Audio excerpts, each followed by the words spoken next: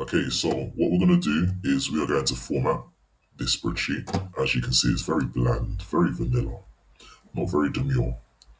First thing we want to do, we want to make this title stand out so I can see that all of the text is in this first box. I click in the middle, highlight across. I would like my title to take over all of these cells. Click on merge and center. It's now one big cell. I can then format using B for bold, add a nice light purple background, change the size of the text to 16. That is my title. I would now like to create a border. I highlight all of the cells. I hover over this border button, select all borders. I can then make the text bold if I want to, but I do not.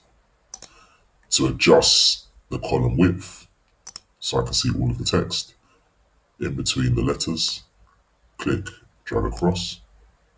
Again, click, drag across.